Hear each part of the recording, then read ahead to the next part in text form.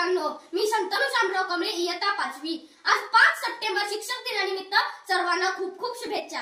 आज शिक्षक दिनानिमित्त मी तुम्हाला एक कथा सांगणार आहे। ही कथा गुरु व शिष्य यांच्या नात्याचे एक उत्तम उदाहरण आहे। एका गावामध्ये एक चित्रकार राहत होता। गुरूंचा सर्वात आवडता शिष्य व उत्कृष्ट चित्रकार असूनही त्याला कोणत्याही प्रकारचा गर्व नव्हता।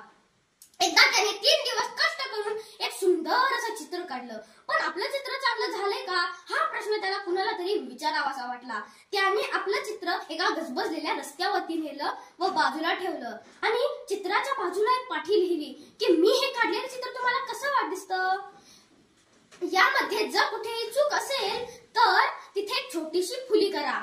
आता लोकांनी काय प्रतिक्रिया दिली असेल हे पाहण्यासाठी जेव्हा तो संध्याकाळी तिथे पोहोचतो तेव्हा पाहतो तर काय, संपूर्ण चित्र हे फुल्यांनी भरलेलं होतं। काही जणांनी तर चूक काय आहे ते सुद्धा लिहिलं होतं। हे पाहून त्याचे डोळे भरले, तो तुटला। तो धावत गुरुजींकडे गेला व गुरुजींना म्हणाला की गुरुजी, मी हरलो, मी संपलो, मी फार वाईट चित्रकार आहे, मी चित्रकला सोडायला हवी। गुरुजी यावर म्हणाले की तू व्यर्थ नाहीस, तू चुकीचा नाहीस, तू फार चांगला चित्रकार आहेस आणि हे मी सिद्ध करू शकतो।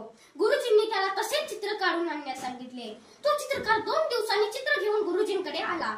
आता गुरुजींनी त्याला परत त्याच गजबजलेल्या रस्त्यावरती नेले आणि आता बाजूला पाटी लिहिली की मी काढलेलं चित्र तुम्हाला कसं वाटतं? यामध्ये जर कुठे चूक आहे असं वाटलं तर बाजूला ठेवलेल्या रंगांनी ती चूक दुरुस्त करा।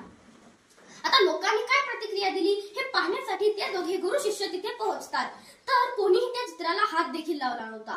4 ते 5 दिवस ते चित्र तसंच राहिलं। यावर गुरुजी म्हणाले की फुल्या मारणं सोपं असतं, चुका काढणं सोपं असतं, मात्र स्वतः दुरुस्ती करणं फार कठीण असतं।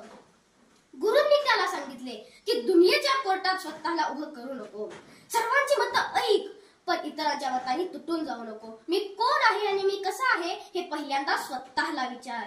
मित्रांनो, आपली संपत्ती चोरली जाऊ शकते पण आपल्या ज्ञानाची चोरी ही कधीच केली जाऊ शकत नाही। अशा ज्ञान देणाऱ्या शिक्षकांना माझा हृदयापासून नमस्कार। धन्यवाद।